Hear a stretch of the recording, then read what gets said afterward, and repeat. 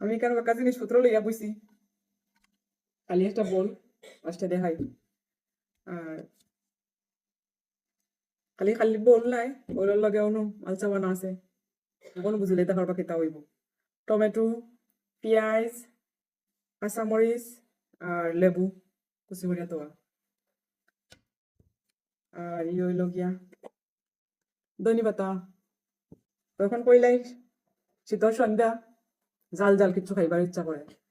মায়ের একটু খায়, কিন্তু সবচেয়ে ফেভারিট হইল গিয়া আমার ছোট ফুয়ার ও দৌকাইয়া। তখন ফুয়া ইয়া বুলকা বুলকা পড়া, পান কথা ঘন্টা করিনি দেখতা সবচেয়ে তাইও আমি ফেভারিট। এটাই তো বাবা চানাচুর চাটনি। কই তোমার চানাচুরের মুড়ি দেখাচ্ছ তুমি, ওইটা লো তো মুড়ি। তখন বুঝতে পারছো খুব মজাদার একটা চাটনি হইব, নাইনি? আর লগে আছে এরুমা সরিষার তেল, কারণ সরিষার তেল ছাড়া তো চাটনি মুড়ি মাখা হোক আর চানাচুর চাটনি হোক জমে না।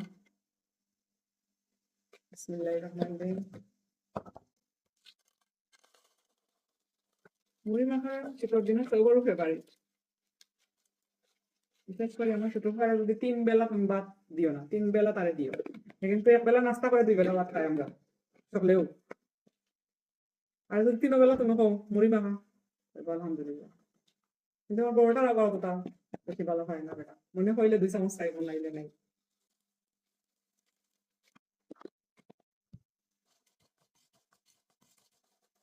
কার কার জানে হরি মুহূর্তে খাইবার লাগিয়া, যারা যারা জানে হর কমেন্ট করে জানাইবা। আর এখন আমার কাটিয়ে রাখা সবটা মানে মিক্স করে দিলেই রাম, কমেন্ট করে জানাইবা, পার্সেল পাঠাই দেবো ইনশাল্লাহ।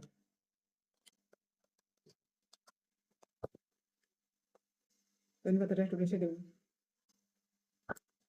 লবণ তো সামনে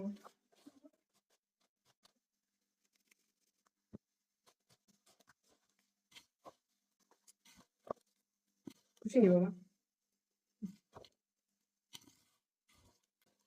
এদিকে অসুস্থ, জ্বর, মুখ কান ফেলা হইতাছে, কোনো কিছু বেশি খাইতে চাইরা না, কিন্তু মুড়ি মাখাটা হইলে একটু খুশিয়া খাইবা।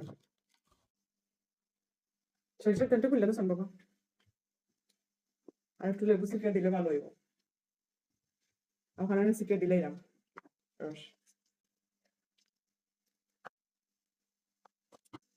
দিলাম সরিষার তেল।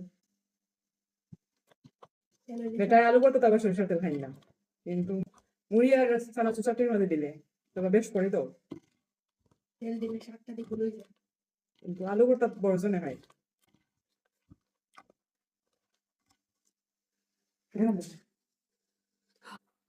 হয়ে গেছে আমার মুড়ি মাখা।